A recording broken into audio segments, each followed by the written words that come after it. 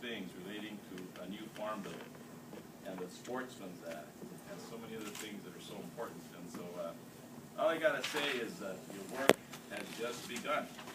You have a lot more to do. So those of you who are nodding off because it's early in the morning, wake up. There's a lot of work to do as we move forward with the conservation and hunting heritage agenda here in this country. And let me just make a couple of quick points on that. First, I'm very proud of the work that we have done over the last 4 years trying to bring balance to what we do with the Department of Interior and the 500,000 acres of land and 700 million acres of surface estate and 1.7 billion acres of ocean which we govern. Because I believe what we try to do, and I think we've been successful, is to allow development to go forward, which we need to have, but at the same time, making sure that what we're doing is conserving habitats that are important for all of the values that you all celebrate, including the great values of holding our hunting and fishing heritage here in this country. And so for me, when I speak to the President, as I often have in the last several weeks, and as I will later on today some more, and you will hear some remarks from him about 1:30 this afternoon, we will speak about the importance of some of the great landscapes that we have been able to work on because of the support that we've had from all of you who are the partners both in the private and the nonprofit world and in local and state governments. And for me, I always need to connect up these concepts that sometimes can seem so academic to the kind of work that we've actually been able to see on the ground. So for me, I get excited when I see the crown of the continent is finally at a place because of the partnership that we have with the ranchers and with the nonprofits there, to a place where the crown of the continent, all the way from Waterton in Canada to all of Glacier and down into Montana, will be protected for the values that all of you celebrate. Now, the same kind of thrill when I think about the decisions that we've made with Dan Ash's leadership and look at what we're doing now with the Flint Hills of Kansas and the Dakota grasslands, where we've made decisions to move forward and make sure that the duck factory of America is protected. And I get the same kind of excitement. Give me some water.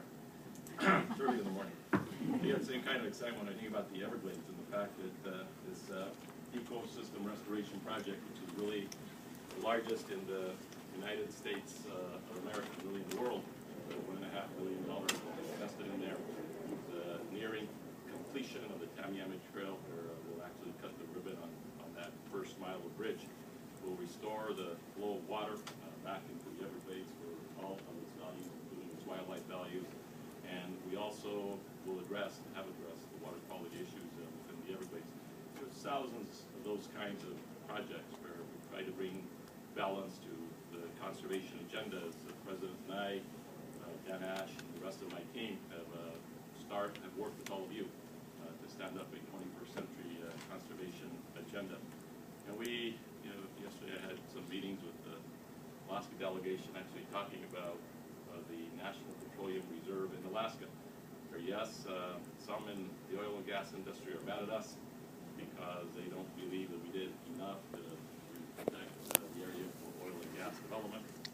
And some of the environmental community think maybe we ought to have done more in conservation. But the other day, that was a process where what we did was to take the maps of the 22 million acres, an area the size of Indiana, and looked at places which really are the foundation for many of the waterfowl and other wildlife species that we have, and made sure that they were being protected, both the Chesapeake Lake and the Caribou Caffey areas, but about 11 million acres of the MPRA, when we get to the point of record of decision soon, will also be protected. So that's the kind of balance that we try to bring to the conservation and development agenda.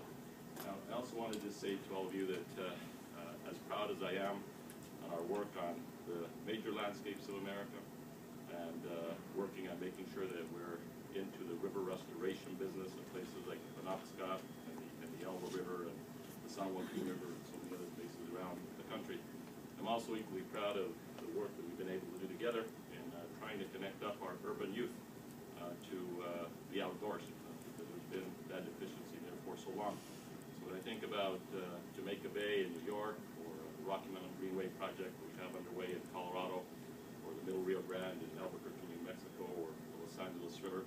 Those are all ways in which we are trying to get the younger people of America, it's good for everybody, young and old, but connected to the great outdoors, and have made significant progress on all of those fronts. Now, let me finally just say to all of you that it's been a troubling and uncertain time, really, for us for the last several years, because of all of the fiscal issues that we have had to deal with. Fiscal cliffs, sequesters, CRs. It's been tough. It's been really, really tough for people like Dan, the rest of my BLM, all of our agencies, national parks, all of our agencies, because it's uncertain what you're going to be able to have. But looking ahead, it's hard to plan. You have to plan for very short periods of time, and you don't know where the investments are there. We've done all right. We've been able to hold our own, and I expect that when you see the president's budget, you will see a significant continuation and robust investment in the conservation programs that are so important to our country. But as I say that, and I look around the table, I see people like Larry and John and Ron, who've been so involved with this on so many issues, and the rest of you as well. I think that the voice of conservation is a voice that has to continually be lifted up more, because if it is not lifted up more, in a time when we are looking at the fiscal constraints that we are plowing through in this nation, the voice of the hunter and the angler and the outdoors person is gonna be not heard. So in the halls of Congress and the halls of the White House and the halls of power, wherever they may be, we need to make sure that our voices are being heard loud and clear. And I intend to be part of making sure that that voice is heard loud and clear. And as we do that, I also believe very strongly that the messaging program that we've been able to come up with over the last several years is something that we need to reinforce. Conservation, as you know, John, is not just something that we look at as a luxury here in this country. We really need to look at, for some of us, conservation being part of the moral imperative of how we take care of our own habitat. But we also need to look at it in the context of something that is very important to this country and to this world today, and that is job creation. And when I think about the millions and millions of jobs that actually come from hunting and fishing and kayaking and boating and biking and all the other outdoor activities, we know the numbers are up there somewhere north of 9 million. Soon I think we'll have a report that says that it's even more than that. And so when we talk to Congress about the importance of NACWA or the duck dams or LWCF or the Fish and Wildlife Foundation or the Farm Bill or other things that are so important on that agenda that you covered yesterday, always remember to start out about putting jobs on the table. This is really about creating a healthy economic situation for the United States of America. And I think when we do that, it's an argument that we will win.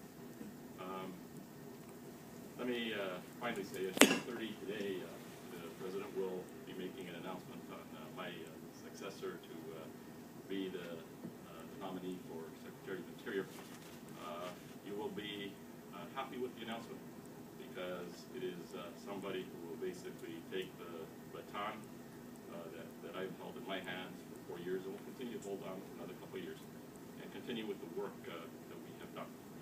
You can expect for sure that there will not be policy changes relative to the work that we have done. And indeed, I will tell you, she has been one of my key advisors and one of the architects for our America's Great Outdoors program. So stay tuned and tune on and listen to the President speak about much of your agenda today at 1:30. I think it's 1:30 this afternoon. 1:30 this afternoon. So you'll hear more from that. So with that, Mr. Tomke, I got some other things I got to run and do, but I want to give you all a hug before you do. I mean, Secretary Salazar, you're in Colorado. I don't understand that. Washington, D.C., Colorado. Pick Colorado. And we all have been so grateful for your support and your encouragement of the conservation community. So we hope we're not losing a dear friend. We hope he's just moving to Colorado. And